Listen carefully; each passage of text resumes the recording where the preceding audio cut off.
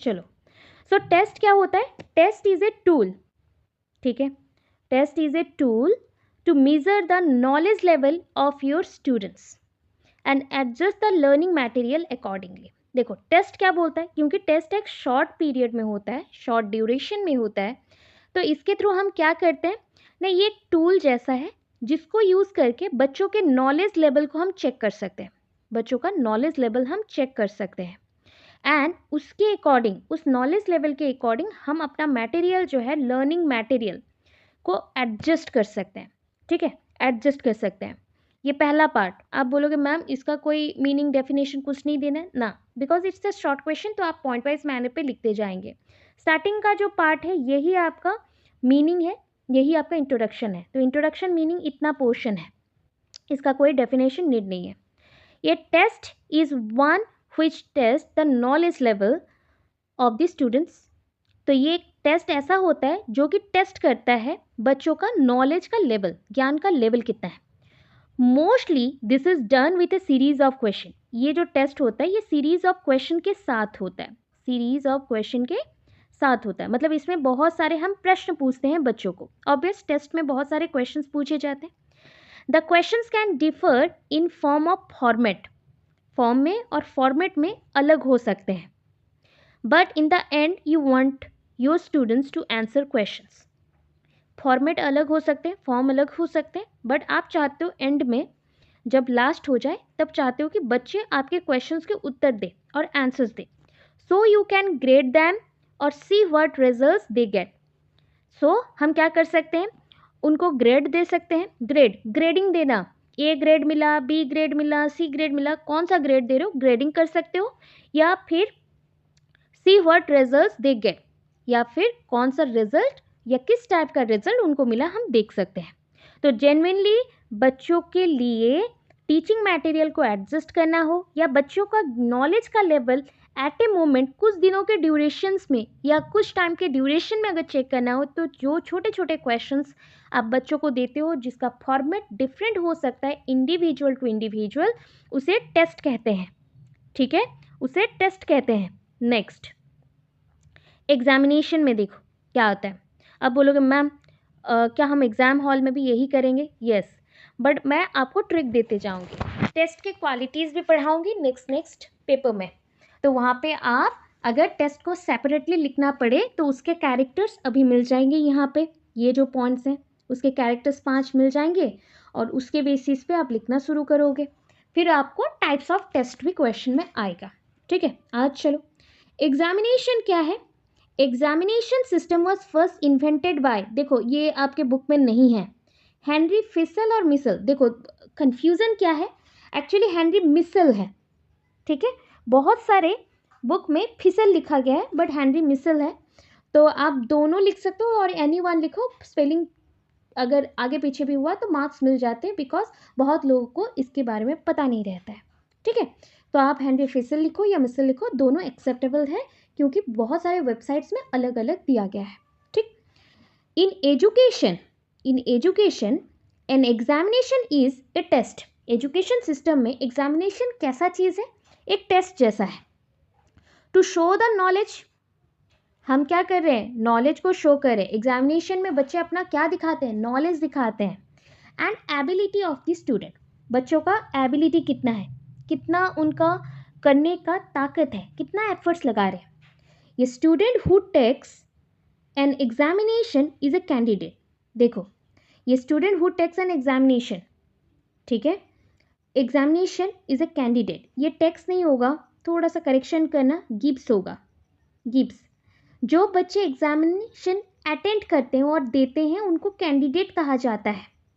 जो बच्चे examination attend करते हैं और देते हैं उन्हें कैंडिडेट बोलते हैं। आप सारे कैंडिडेट हैं, ठीक है। The person who decides how well the student has performed is the examiner. जो पर्सन, जो व्यक्ति डिसाइड करता है कि स्टूडेंट कितना अच्छा परफॉर्म कर रहा है और एग्ज़ाम में क्या क्या परफॉर्मेंस में मिला, उससे हम एग्जामिनर बोलते हैं। जो चेक करता है वो एग्जामिनर है। It may be a written test, आपका जो एग्जामिनेशन है वो रिटन टेस्ट हो सकता है, और एन ऑन स्क्रीन टेस्ट, मतलब आपका CBT कंप्यूटर बेस्ड एग्जामिनेशन हो सकता है, या प्रैक्टिकल टेस्ट भी हो सकता है, प्रैक्टिकल एग्जामिनेशन।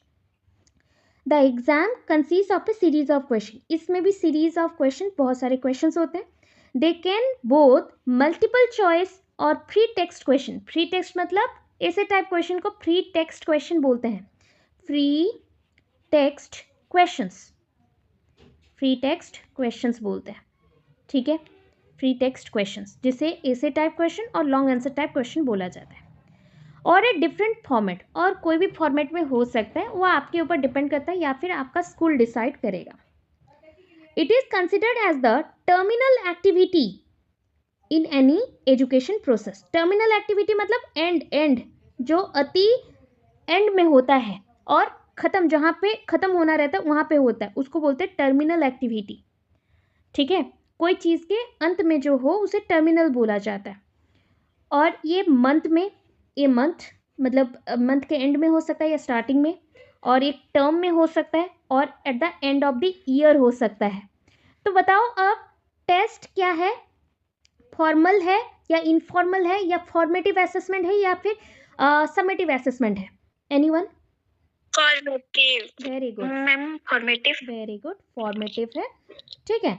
सो आपका एग्जामिनेशन क्या हो गया, अब बताइए clear. Examination summative. Summative, very good. Both ma'am. Both हो सकता है ना, बट ये देखो पर्टिकुलर हाँ। टाइम जब मेंशन हो जाए तो एग्जामिनेशन को हम बोलते हैं वो समेटिव है, ठीक है। कौन से बेसिस पे एग्जामिनेशन को हम बोलेंगे कि वो बोथ है, वो डिपेंड करता है। अगर एग्जामिनेशन का ड्यूरेशन मेंशन ना हो, या एग्जामिनेशन का कोई टर्म, सेमेस्टर या मंथ मेंशन ना हो, और हम सडनली सरप्राइज एग्जामिनेशन करें तब जाके, ठीक है। टेस्ट में छोटा होता है, टेस्ट नैरोअर है, संक्षिप्त है, और आपका जो एग्जामिनेशन है वो बड़ा होता है, ठीक है। चलो आगे देखते हैं, डिफरेंस देखेंगे ना। डिफरेंस जितना आप क्लियर करोगे उतना पॉइंट्स होगा, ठीक है। अब आपको पता चल जाएगा, ठीक है, क्योंकि ओस्टेड एग्जाम आ रहा है तो उस अकॉर्डिंग ये बहुत ही बेनिफिशियल रहेगा आपके लिए, ठीक है। चलो, टेस्ट एंड एग्जामिनेशन। टेस्ट क्या है?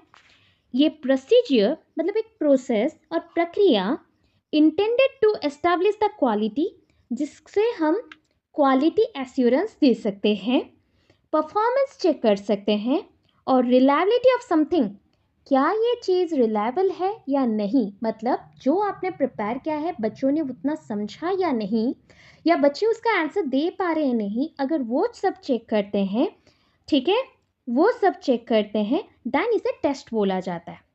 टेस्ट से कोई भी प्रमोशन नहीं होता, मतलब टेस्ट दे दिया और नेक्स्टली आपको क्लास 1 से 2 में भेज दिया, ऐसा पॉसिबल नहीं है। बट एग्जामिनेशन के बाद आपको ग्रेडेशन दिया जाता है, मतलब अपग्रेड करते हैं, क्लास 1 से क्लास 2, क्लास 2 से क्लास 3, ऐसा अपग्रेड किया जाता है, समझे। अगर छोटे पार्ट में आपका क्वालिटी, परफॉर्मेंस, रिलायबिलिटी, ये 3 चीज़ें चेक किया जाए तो इसको हम टेस्ट बोलेंगे। एग्जामिनेशन क्या है? एक इंस्पेक्शन और स्टडी है, डिटेल स्टडी। तो एग्जामिनेशन अब बताओ, डिटेल स्टडी है मतलब बड़े आकार में होगा, नैरोअर होगा या ब्रॉडर होगा? जल्दी। ब्रॉडर। ब्रॉडर होगा। तो ये फॉर्मल टेस्ट है, फिर से याद रखो, ये एक फॉर्मल टेस्ट है एग्जामिनेशन, बट ये ना इनफॉर्मल है, ये इनफॉर्मल है, कभी भी हो सकता है। मैं जो अभी छोटे छोटे क्वेश्चंस आपको पूछ रही हूँ एंड आप मुझे आंसर्स दे रहे हो, इसका मतलब ये है कि मैं आपका टेस्ट ले रही हूँ, बट ये एग्जामिनेशन नहीं होगा ना, तो ये इनफॉर्मल है। बट जब एग्जामिनेशन का बात हो जाए तो ये फॉर्मल है, ठीक है। ये फॉर्मल टेस्ट बोला जा सकता है, जिससे हम एक पर्सन का प्रोफिशिएंसी चेक करते हैं, नॉलेज का अप लेवल चेक करते हैं, ताकि उसे हम प्रोमोट कर सके एक क्लास से दूसरे क्लास को, ठीक है। सो ये एग्जामिनेशन है। चलो नेक्स्ट पॉइंट, टेस्ट में जब असेसमेंट होता है, एन असेसमेंट का मतलब होता है आकलन। सो जब आकलन करते हैं, क्या आंकेंगे? मूल्य आंकना, ठीक है। तो मूल्य अगर आंक रहे हो तो वो इवैल्यूएशन हो गया। अगर परफॉर्मेंस देख रहे हो, उसी मूल्य के आधार पे क्वालिटीज बता रहे हो या फीडबैक दे रहे हो, तो वो असेसमेंट होता है। So an assessment to see how much one remembers or understand. मैं अभी आपका क्या चेक कर रही हूँ, क्विकली छोटे छोटे क्वेश्चंस पूछ के आपका चेक कर रही हूँ कि आप कितना नॉलेज कैरी कर रहे हो, या फिर आपको मैंने जो समझाया है उससे आप रिमेंबर कर सकते हो कि नहीं, या फिर आप में कैपेसिटी बढ़ रहा है कि नहीं। तो इसे हम बोलते हैं कि ये एक असेसमेंट, छोटा सा असेसमेंट है जहाँ पे एक पर्सन को रिमेंबर कितना है, क्या इतना अंडरस्टैंड करा उसे जानने के लिए। बट अगर मैं आ जाऊँ एग्जामिनेशन में, it is an inspection to see how well one is doing, कैसे एक पर्सन अच्छा करे। जैसे आप एक एग्ज़ाम दे के आते हो, रिजल्ट मिलता है, तो वो एग्जामिनेशन होता है ना, वहाँ पे थोड़ी लिखते हैं कि ये टेस्ट हो रहा है आप लोगों का और टेस्ट में फेल हो गए पास हो गए, कोई वैल्यू नहीं है। बट एग्जामिनेशन में मतलब आप टेस्ट जैसा ही है, फॉर्मल टेस्ट है, बट बड़ा फॉर्मल टेस्ट है, कॉम्प्रिहेंसिव फॉर्मल टेस्ट है, जिसके थ्रू हम पर्सनस का प्रोफिशिएंसी, नॉलेज सारा कुछ चेक करने के बाद रिजल्ट्स भी देते हैं। ठीक है, तो ये ज़्यादा इनफॉर्मल है कौन सा, टेस्ट। मोर फॉर्मल कौन सा है, एग्जामिनेशन। ठीक है, टेस्ट क्या चेक करता है, checks shorter period of study. देखो फ्यू लेसन्स पढ़ाया, एग्जाम कर दिया, तो इसलिए ये फॉर्मेटिव असेसमेंट है। बट एग्जामिनेशन क्या करता है, check longer duration of the study. Example क्या है, at the end of the year होता है। समझ गए, तो ये सबमिटिव है ज़्यादा। Short assessment to test the something specific, test के थ्रू हम बस एक या दो कैरेक्टर को लेके सडनली टेस्ट करते हैं। बट जब हम लॉन्गर मोर जनरल टेस्ट करते हैं और to ensure that nothing is wrong, कुछ गलत नहीं हो रहा है, बच्चे सही से पढ़ रहे हैं, बच्चों को पूरा टॉपिक्स पता है, किताबों का नॉलेज मिल रहा है, तो उसके लिए एग्जामिनेशन यूज किया जाता है। ठीक है, अब देखो relationship between test and examination और भी देखते हैं। क्या हम इतना क्लियर है जो अभी तक पढ़ा, ये देखना अच्छे से, ऊपर बहुत ही लिखा गया है अच्छे से, कैसे कि जान पाओ difference between test and examination. ये डिफरेंस था, एग्जाम में पूछा जाता है, कभी कभी कंपैरिजन आ जाता है कि टेस्ट वर्सेस एग्जामिनेशन लिखो। ठीक है, तो फिर रिलेशन बिटवीन देखा जाएगा, दोनों में रिलेशन क्या है।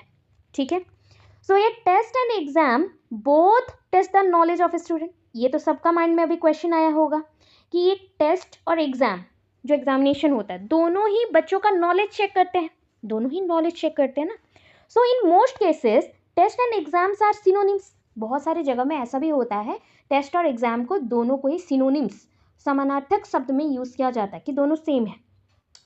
Both test the knowledge of the student, दोनों ही सीरीज ऑफ क्वेश्चंस के साथ बच्चों के नॉलेज को एनालिसिस करते हैं, and will grade the question to get a result, और उसी के बेसिस पे ग्रेडिंग करते हैं। जैसे कि क्वेश्चन ए का मतलब फर्स्ट से लेके 10 तक का क्वेश्चन MCQs हैं, फिर आएंगे लॉन्ग आंसर टाइप क्वेश्चन, फिर आएंगे फिल इन द ब्लैंक्स, फिर आएंगे सब्जेक्टिव टाइप के 2 to 3 लाइन क्वेश्चन। सो ये जो पैटर्न है, ग्रेडेशन होके क्वेश्चन आ रहे हैं, ये क्यों आ रहे हैं, बच्चों के नॉलेज को चेक करके हम रिजल्ट देना चाहते हैं कि किस टाइप का बच्चों को हमने प्रिपेयर किया है और नॉलेज उनके अंदर किस टाइप का है।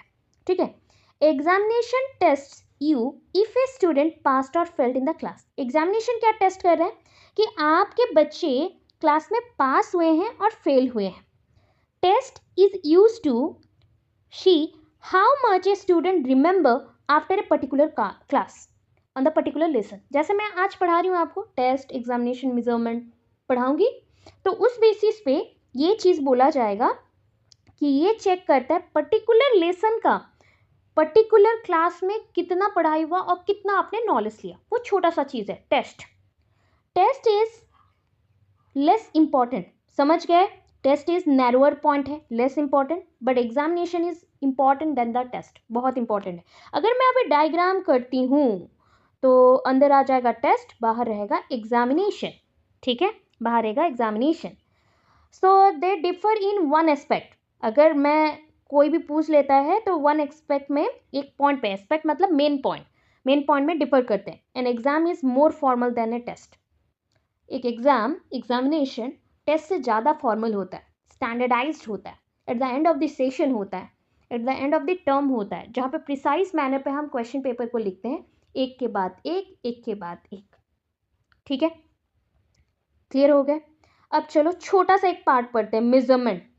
मैंने ना मेजरमेंट बहुत ही डिटेल्ड पढ़ाया है, बट अब मेजरमेंट से रेयर क्वेश्चन आता है, इसलिए छोटा सा एक पॉइंट जान के रखो ताकि आप बता सको, चाहो तो आप कंपेयर करके भी दिखा सको। ठीक है, मेजरमेंट का हम बस इतना ही पढ़ेंगे, इतना पोर्शन पढ़ेंगे। Measurement requires the use of numbers. Measurement, अरे आपके जैसे नाप लेते हैं, टेलर्स नाप लेते हैं ना, मेजर करते हैं बॉडी का, मतलब कितना इंच है, कितना टाइट करना है, फिटिंग करना है, लंबे कितना करने हैं, कितना कटिंग करना है, सब नापा जाता है। जब हम लोग मेजरमेंट देते हैं तो स्पेसिफिक उसके यूनिट्स होते हैं कि नहीं, बताओ? यूनिट्स है, यूनिट Yes, ma'am. इकाई होते हैं। Yes, अच्छा, ma'am. ओके, जैसे कि एक पॉइंट बोल रही हूँ और एक, ठीक है, मेजरमेंट को और एक चीज़ पे देखते हैं। मैं घर से कोयल नगर जा रही हूँ, ठीक है, हमारे सेंटर्स जा रहे हैं, तो सेंटर अराउंड 6 to 7 किलोमीटर्स हैं। अगर मैं ओनली बोल दूँ 6 to 7 है तो हमें समझ नहीं आएगा, तो उसके यूनिट्स क्या हो गए? किलोमीटर, किलोमीटर्स, मीटर्स, ऐसा हो गया। वैसे ही हमारे वेट के अकॉर्डिंग जैसे होते हैं किलोग्राम्स, केजी, ग्राम्स, कुछ लिक्विडिफाइड हो गया तो ml, लीटर, और मिलीमोल्स, जो भी आप बोल सकते हो, उसमें अगर गैसेस फॉर्म में भी आया या फिर मॉलिक्यूलर फॉर्म में भी आया तो हो जाता है। तो यूनिट्स बहुत टाइप के हैं और हर एक पर्टिकुलर कैरेक्टर के लिए डिफरेंट डिफरेंट होते हैं, और इसी को मेजरमेंट कहा जाता है। तो measurement requires the use of number, वो नंबर यूज करेंगे, plus but doesn't require the value judgements be made about the numbers obtain from the process. But वो क्या नहीं रिक्वायर करता कि जो वैल्यू मिला है उसको हम फिर से जज करें इस प्रोसेस में, सॉरी, जज करें इस प्रोसेस में। तो we measure achievement with a test. यहाँ पे जो मेजर होता है वो है अचीवमेंट, आपका अचीवमेंट। अच्छा, एक चीज़ बताती हूँ, हम बचपन से इतना पढ़ के आगे आए हैं, जब हमें रिजल्ट्स मिल जाता है तो कोई भी आपको पूछता है क्या कि आपने कितना मेहनत किया था, कैसे पढ़ा था, और कितना टाइम दिया था? कोई पूछते हैं या रिजल्ट्स देख के परफेक्टली अज्यूम करते हैं? बताओ, कोई आपको मेजर करता है कि ये बच्चे ने शायद सालों साल प्रिपेयर किया होगा? कोई बोलता है? वो जस्ट आपके मार्क्स देखते हैं एंड बोलते हैं कि तुमने बहुत अच्छा मार्क्स लाया है। पहला पॉइंट होता है, जो आपके बारे में जानना चाहते हैं वो बोलेंगे। आप एज ए टीचर अज्यूम कर रहे हो किसी को देख के, तो आप कैसे अज्यूम करते हो? कोई भी बच्चा आज न्यू आया है क्लास में, तो आप क्या पूछते हो? क्या पूछते हैं? तुम्हारा मार्क्स कितना था, या तुम कौन से स्कूल से आए हो? मार्क्स पूछा जाता है क्योंकि उसका नॉलेज देखने के लिए। तो मेजरमेंट हम यहाँ पे क्यों कर रहे हैं? बच्चा कितना अचीव किया है, कितना नॉलेज है, क्विक जानने के लिए मेजरमेंट रहता है। और with a test by continuing the number of test item, ये स्टूडेंट आंसर करेक्टली। देखो मेजरमेंट और कैसे कर सकते हैं? बच्चों को 5-6 क्वेश्चंस पूछे और बच्चा उसका आंसर दे रहा है, बस आपने मार्किंग कर दिया, आंसर करेक्टली दे दिया, यही हो गया measurement. We use exactly the same rule to assign, ठीक है, टू असाइन, क्या करें, असाइन ये number to achievement of each student in the class. तो बच्चों को हम असाइन कैसे करते हैं? उसके मार्क्स के अकॉर्डिंग, ठीक है, मार्क्स के अकॉर्डिंग। अब और एक क्वेश्चन आया, आपका एक स्कूल है, स्कूल में बच्चे एडमिशन ले रहे हैं, तो आपका जो पहला क्लास होगा, बच्चों का अटेंडेंस बच्चों के एडमिशन शेड्यूल के अकॉर्डिंग होगा कि जैसे जैसे एडमिशन लिया था, या फिर उसके मार्क्स के अकॉर्डिंग होंगे? छोटे बच्चे हैं, 41st टाइम स्कूल जा रहे हैं, कैसे करोगे बताओ जल्दी जल्दी? प्रॉपर अरेंजमेंट चाहिए कि मेज़र कैसे करें। तो आपके 2 टाइप का मैंने अभी एग्जांपल दिया।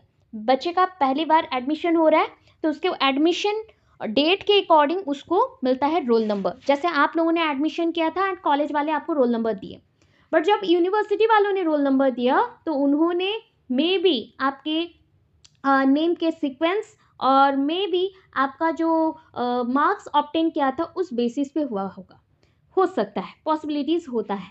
तो ये डिपेंड करता है कि हमने अगर नॉलेज के ओरिएंटेड मेजरमेंट किया है तो हमारा एक प्रॉपर अरेंजमेंट हमारे नॉलेज के बेसिस पे बच्चों का मिल जाता है।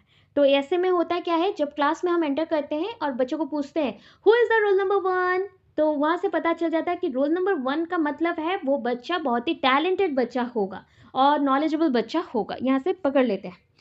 चलो एग्जाम्पल एक देख लेते हैं फिर हम अंदर जाएंगे। तो example, Raman got 93 marks in a test of mathematics. Mathematics का टेस्ट हुआ और उसको 93 मार्क्स मिला। तो measurement is all about the numbers, यहाँ पे नंबर्स का वैल्यू है ज़्यादा। मेजरमेंट्स में यूनिट्स हर जगह होते हैं, बट एजुकेशन में मेजरमेंट का कोई यूनिट नहीं होता है, ठीक है, वहाँ पे नंबर्स का वैल्यू होता है। सो रमन गॉट 93 मार्क्स। यही पॉइंट को अगर चेंज कर दिया जाए, रैंक लिख दो, आपका पोजीशन चेंज हो जाएगा। अगर हम लिख दें 93rd part of the body, मतलब अगर पूरा एक असेंबली हो रहा है तो 93rd मतलब 100 से क्लोज है, तो उसको हम बहुत ही इन्फेरियर बोलेंगे, क्योंकि हमारा टॉप 1 2 3 4 वाले ही ज़्यादा होते हैं। तो ऐसा समझने में थोड़ा सा आपको इम्पोर्टेंस दिया गया। Measurement is all about the numbers and being able to quantify number से मतलब क्वालिटी नहीं आएगा, क्वांटिफाई द परफॉर्मेंस और the abilities. Measurements are more objective as they have numerical standards to compare and record. ठीक है, बहुत सारे standards हैं, numerical standards to compare and record. उसको कंपेयर करेंगे एंड रिकॉर्ड करके रखेंगे कि बच्चा कितना मार्क्स ला रहा है, कितना आगे बढ़ रहा है, क्या अचीव किया, उसको चेक करने के लिए जो मेजर किया गया, मेजरमेंट को हाउ मच, जो अमाउंट बोला गया वो है measurement. So it answer the question that is a how much marks, जहाँ पे मार्क्स दिया जा रहा है वो मेजरमेंट है। ठीक है, क्लियर है यहाँ? Yes ma'am. देखिए अब क्वेश्चन क्या आता है, असेसमेंट एंड इवैल्यूएशन। ठीक है, असेसमेंट एंड इवैल्यूएशन में यहाँ से पहले देखो, फिर मैं एक्स्ट्रा और भी चीज़ पढ़ाऊंगी जैसे आपके माइंड में रह जाए। ठीक है, असेसमेंट को हिंदी में क्या बोला गया, आकलन बोला गया, और इवैल्यूएशन को क्या बोला, मूल्य आकलन बोला गया, मूल्यांकन। ठीक है, सो assessment is a process by which information is obtained related to some known objective or goal. Assessment क्या है, एक प्रोसेस है, प्रक्रिया है जिसके थ्रू हम इंफॉर्मेशन ऑब्टेन कर सकते हैं कोई भी रिलेटिव जो नोन थिंग है, ऑब्जेक्ट है या गोल के ऊपर। सपोज आपका एग्ज़ाम हुआ, उस एग्ज़ाम के रिलेटेड आपका जो भी इंफॉर्मेशन मिला कि हाँ मैं पास किया हूँ, मैं इतना मार्क्स रखा हूँ, मैंने गुड मार्क्स कैरी किया है और एक्सीलेंट मिला, आउटस्टैंडिंग परफॉर्मेंस दिया, ये जो पॉइंट एक फीडबैक दिया गया, इसको बोलते हैं असेसमेंट। और इससे पहले जो मार्क्स मिला इसको बोलते हैं इवैल्यूएशन। ठीक है, अगर डायग्रामेटिक देखते जाए तो असेसमेंट इवैल्यूएशन, उससे पहले आ जाएगा क्या, एग्जामिनेशन। एग्जामिनेशन से इवैल्यूएशन तक जाने में मार्क्स अगर दिया जा रहा है तो उसको बोलते हैं मेजरमेंट। और एग्ज़ाम से पहले जो बच्चों को प्रैक्टिस करवाने के लिए किया जाता है, छोटे छोटे नॉलेज लेने के लिए, दैट इज़ द टेस्ट। तो कौन सा किसके अंदर आता है वो चेक करो। पहले आएगा पॉइंट पे टेस्ट, फिर रहेगा एग्जामिनेशन, फिर रहेगा आपका इवैल्यूएशन, और इवैल्यूएशन एंड एग्जामिनेशन के बीच में मेजरमेंट है, तो बीच का पॉइंट है हम नहीं लिखेंगे। लास्ट है हमारा असेसमेंट, जहाँ पे हमें फीडबैक देना पड़ता है। सो असेसमेंट के लिए गोल कौन सा है बताओ, लक्ष्य कौन सा है बताओ, इवैल्यूएशन। इवैल्यूएशन के लिए बेस कौन सा है बताओ, एग्जामिनेशन। एग्जाम से पहले तैयारी किस पे करें, टेस्ट करना पड़ेगा उसके लिए। तो टेस्ट, उसके बाद एग्जाम, फिर इवैल्यूएशन, असेसमेंट। टेस्ट, उसके बाद exam, evaluation and assessment. Clear? चलो एक डायग्राम बनाते हैं जहाँ पे आपको ड्रॉ करके पूरा देंगे। तो ये डायग्राम थोड़ा ड्रॉ करना मेरे साथ, ठीक है।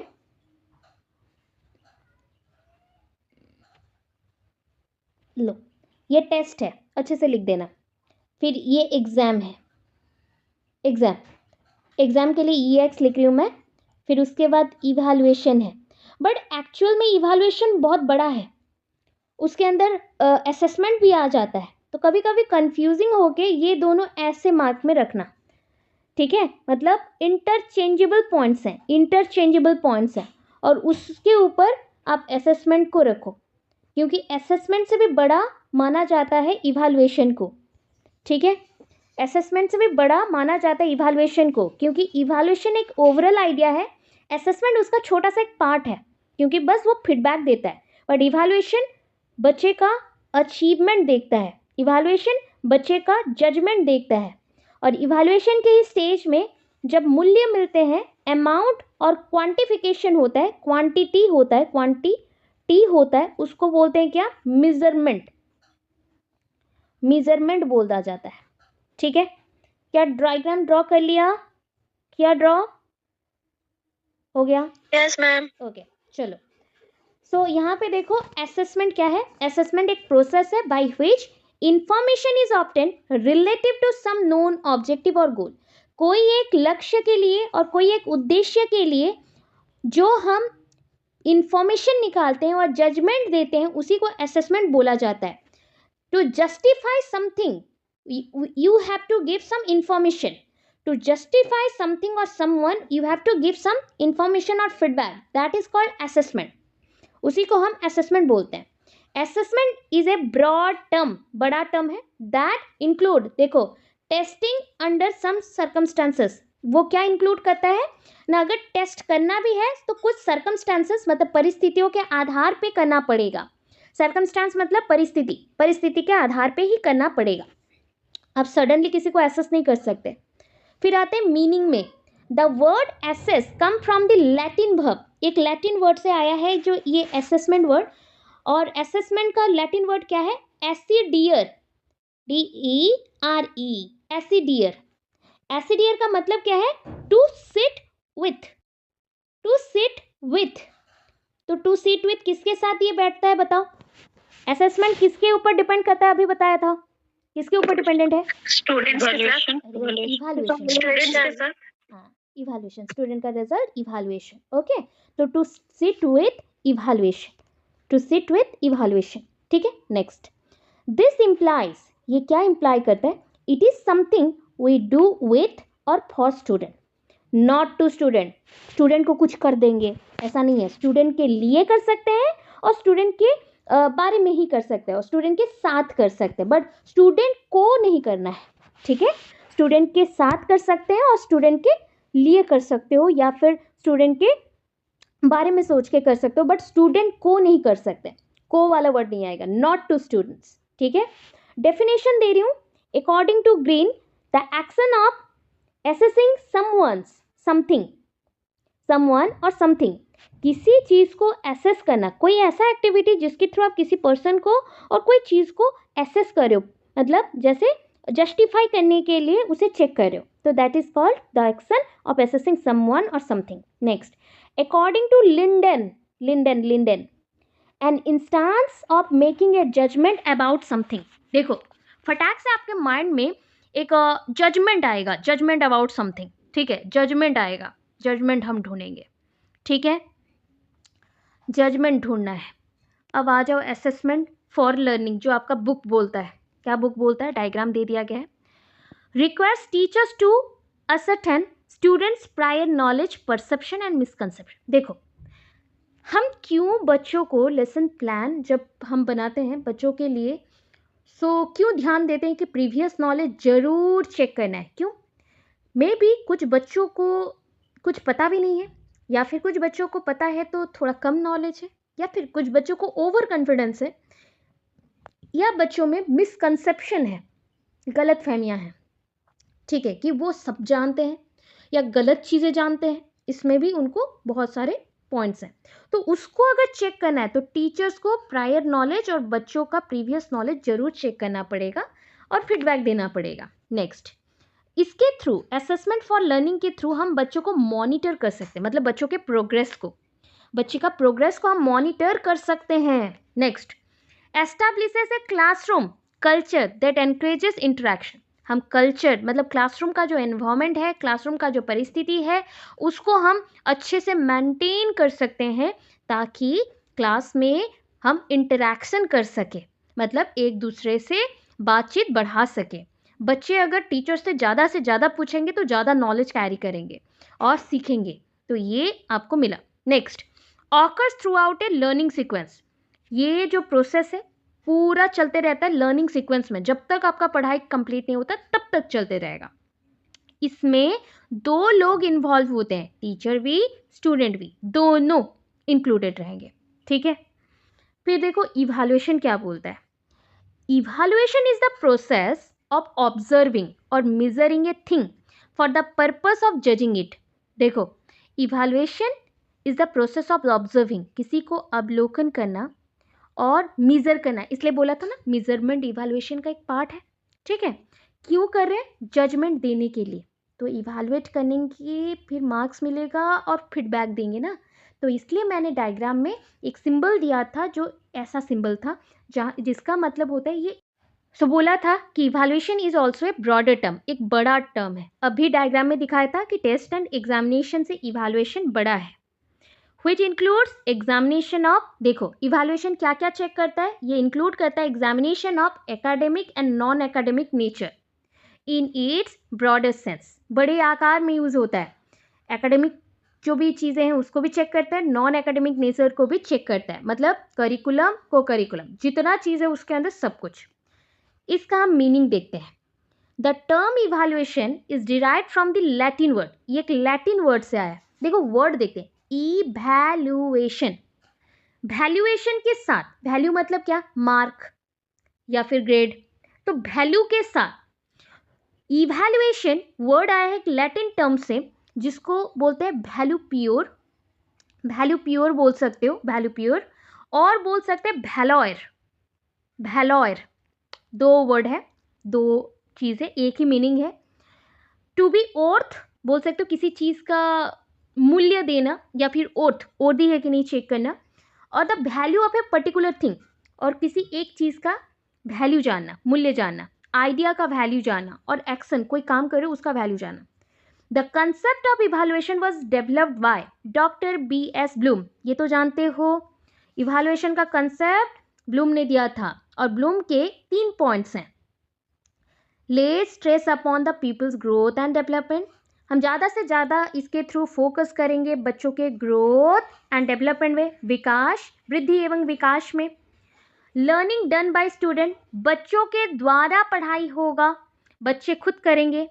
एंड कंप्लीट पर्सनालिटीज़, जो पर्सनालिटीज़ हैं, personality assessment of children, personality assessment of children, बच्चों का पर्सनालिटी हम चेक करेंगे, जज करेंगे, ठीक है। आपको बस डेफिनेशन यहाँ से देखना है, कैरेक्टरिस्टिक्स हम देखेंगे आगे। So according to Indian Education Commission, evaluation is a continuous process, continuous मतलब निरंतर जो चले। हमारे इंडियन एजुकेशन कमीशन के अकॉर्डिंग इवैल्यूएशन होता है कंटिन्यूअस प्रोसेस, जो हमेशा चले और निरंतर चले। It is an integral part of total system of education, ये इंटीग्रल पार्ट है। इंटीग्रल पार्ट जानते हो, आपके बॉडी में सबसे इंपॉर्टेंट चीज़ है हार्ट, अगर वो पंप ना करे हमारा डेथ हो जाएगा। वैसा ही चीज़ एजुकेशन सिस्टम का है इवैल्यूएशन, तो इसे इंटीग्रल पार्ट बोला गया है, जो बहुत ही अंदर रहता है और बहुत इम्पॉर्टेंट है। Ultimately it is related to educational objectives, ultimately ये किससे जुड़ा हुआ है, एजुकेशनल उद्देश्य से, शिक्षणीय उद्देश्य से जुड़ा हुआ है। अकॉर्डिंग टू गॉड, अरे गॉड बोल दिया, Good, sorry, according to Good, evaluation is a process of judging the amount of something by careful appraisal. Appraisal एक फॉर्म होता है, फॉर्मेट होता है, चेकलिस्ट जैसा, या फिर आप कोई भी एग्ज़ाम के फॉर्म भरते हो, उस फॉर्म को देखना जैसा फॉर्मेट में होता है उसको एक्चुअल में अप्राइजल बोलते हैं, जिससे वो आपका इंफॉर्मेशन ले सके। सो हम वैसे ही फॉर्मेट से बच्चों को जज करेंगे और समथिंग उनके बारे में कुछ केयरफुल ऑब्जर्व करके जानेंगे। तो इवैल्यूएशन इतना बड़ा चीज़ है। देखो यहाँ से एक पॉइंट दे रही हूँ, बोथ असेसमेंट एंड इवैल्यूएशन के लिए रहेगा, जो है कैरेक्टरिस्टिक्स, जो कैरेक्टरिस्टिक्स दोनों के लिए है, असेसमेंट के लिए भी एंड इवैल्यूएशन के लिए भी। इट इज़ पर्पस ओरिएंटेड, कोई एक पर्पस के लिए ही होगा, पर्पस ओरिएंटेड, ठीक है। Second point, it diagnosis learning difficulties of student, ये बच्चों का जो प्रॉब्लम्स हैं, बच्चों के अंदर जो डिफिकल्टीज हैं उसको डायग्नोस करता है, उनके अंदर प्रॉब्लम्स को फाइंड आउट करता है। It is a continuous process, मैंने अभी बोला आपका असेसमेंट एंड जजमेंट एक कॉइन के दो साइड है, ये जैसे सोच लो हेड है, ये जैसे सोच लो टेल है। तो अगर हेड इवैल्यूएशन है तो टेल आपका असेसमेंट रहेगा, असेसमेंट होगा। तो ये चीज़ भी याद रखना, ठीक है। ये अगर असेसमेंट है तो दूसरा साइड आपका इवैल्यूएशन है, तो ये कंटिन्यूअस चलता है। एक कॉइन को जितना आप चलाओगे वो आगे बढ़ते जाएगा, तो दोनों साइड्स तो रह रहे ना। सो ये कंटिन्यूस प्रोसेस है. इट इज़ वेरी कम्प्रीहेंसिव, व्यापक आकार में यूज होता है. कम्प्रीहेंसिव का मतलब होता है व्यापक. एंड इसमें कैप डोमेन का भी यूज होता है, मतलब cognitive, effective, psychomotor. It is a cooperative process, मतलब मिला जुला प्रोसेस है, बस एक प्रोसेस नहीं. अंदर आपका टेस्ट, मेजरमेंट, एग्जामिनेशन सब कुछ होता है. It involves student, teacher, parents, peer group. ये सबको कैरी करता है. स्टूडेंट्स भी हैं, टीचर भी हैं, पेरेंट्स भी हैं, पीयर ग्रुप्स भी हैं. Next, it is very systematic and scientific. Systematic system के थ्रू चलता है, साइंटिफिक लॉजिक के थ्रू चलता है. सिस्टमैटिक मतलब अरेंजमेंट, एक के बाद एक अरेंजमेंट हुआ है. साइंटिफिक लॉजिकल है. Number 8, it diagnosis learning difficulties of student. ये बच्चों का जो लर्निंग डिफिकल्टीज है, जैसे डिसलेक्सिया, डिस्कैल्कुलिया, डिस्ग्राफिया, एलेक्सिया, तो ये सब कुछ चेक कर सकता है. नेक्स्ट, बच्चों को अगर प्रॉब्लम है, उसको मैंने डायग्नोज कर दिया, तो हम बच्चों के लिए क्या दे सकते हैं? रिमीडियल टीचिंग, उपचार वाला शिक्षण. उपचार वाला शिक्षण. Number 10, it serve as a guide to the teacher as well as learner. ये दोनों के लिए गाइड का काम करता है, टीचर के लिए भी एंड लर्नर्स के लिए भी, मतलब स्टूडेंट्स के लिए भी. Last, it gives more importance to learning as compare to teaching. ये ज़्यादा फोकस करता है लर्निंग में, और किसके कंपैरिजन में ज़्यादा फोकस करता है? टीचिंग के कंपैरिजन में लर्निंग में, शिक्षण में ज़्यादा, अधिगम में ज़्यादा फोकस करता है. अधिगम में ज़्यादा फोकस करता है. क्या हम इस पॉइंट को, स्क्रीन विजिबल है? Is it okay? जल्दी जल्दी बोल दो, जल्दी बोलिए इसको. Yes, ma'am. चलो फटाफट कर लेते हैं. देखो, असेसमेंट क्या है? The meaning of assessment is to review the data about something. Data कब रिव्यू करोगे? मार्क्स मिलने के पहले रिव्यू करोगे या मार्क्स मिलने के बाद? रिव्यू मिलने के बाद. हाँ. मार्क्स मिलने के बाद. मार्क्स मिलने के बाद, तो समझ लो इवैल्यूएशन के साथ ही चल रहा है, बट एंड में इसको लिखा जाएगा. बड़ा बट कौन है बताओ? अगर किसी ने पूछ ले बड़ा कौन है, इवैल्यूएशन सबसे बड़ा है. ठीक है, उसी का ही एक साइड ब्रांच है असेसमेंट, इतना याद रखना. और समथिंग और someone from different sources in order to make improvement in the current performance. आपके परफॉर्मेंस में इम्प्रूवमेंट लाने के लिए जो करना है, जस्टिफाई करने के लिए जो जजमेंट देना है, उसे असेसमेंट कहते हैं. हो गया. इवैल्यूएशन क्या था? The meaning of evaluation is to जज द परफॉर्मेंस. जज कर रहे हो मार्क दे के, बाय मिजरिंग. देखो लिख दिया. मिजरिंग में क्या कर रहे थे एजुकेशन सिस्टम में? मिजरिंग का मतलब वैल्यू देना, मार्क देना, नंबर देना. ठीक है ना? सो अगर बाय मिजरिंग लिख दिया, दैट मीन्स वो इवैल्यूएशन है. बाकी के लाइन सेम ही लग रहे हैं. देखो, एक चीज याद रखना, असेसमेंट के लिए वर्ड यूज होता है टू रिव्यू. ठीक है, और इवैल्यूएशन के लिए वर्ड यूज होता है टू जज एंड मेजरमेंट. टू जज एंड मेजरमेंट. यहाँ पे वर्ड यूज होता है टू मेक इम्प्रूवमेंट. यहाँ पे यूज होता है जो आपका स्टैंडर्ड है उसको बस जज करेगा. आप में इम्प्रूवमेंट लाने के लिए नहीं, बस जज करेगा कि आपका स्टैंडर्ड कितना है, परफॉर्मेंस का स्टैंडर्ड. तो वर्ड से पकड़ो, टू जज एंड मेजरमेंट अगर है तो वो इवैल्यूएशन है. टू रिव्यू एंड इम्प्रूवमेंट अगर है तो वो असेसमेंट है. क्लियर हुए? अब डाउट क्लियर हो जाएगा? Yes, ma'am. ओके, चलो. Yes, तो ma'am. देखो एक चीज, अभी मैंने क्या बोला था? असेसमेंट किसके साथ चलता है? जल्दी बोलना. असेसमेंट किसके साथ चलेगा? Evaluation. देखो क्या लिखा है, it is an ongoing process, जो निरंतर चलता है, चलते जाएगा, स्टार्टिंग से लेके एंडिंग तक रहेगा. टेस्ट जब स्टार्ट किया था उससे पहले से जजमेंट वाला पॉइंट स्टार्ट हो जाता है. ठीक है, बट हम लास्ट में ही फीडबैक देते हैं. अरे फीडबैक बीच से आके कभी फीडबैक नहीं देना चाहिए, है ना? तो बीच में कौन आया? इवैल्यूएशन आया, बट स्टार्टिंग से कौन है? जजमेंट है. So an evaluation provides closure on the existing process. जो प्रोसेस हो रहा है, जैसे एग्जामिनेशन हो रहा है, उस प्रोसेस को एंड करने के लिए जो रहता है, कोई भी प्रोसेस का अगर एंडिंग है वो है इवैल्यूएशन, बट उसके बाद का अगर फीडबैक है, रिमार्क है, वो है असेसमेंट. ठीक है, रिव्यू है, रिव्यू बोल दिया गया, असेसमेंट. चलो कंपैरिजन पॉइंट लिख लेना. The purpose of assessment is to improve the quality of performance. Purpose of assessment क्या है? असेसमेंट का पर्पस क्या है? To improve the quality performance. बच्चों का परफॉर्मेंस का क्वालिटी इंप्रूव करना।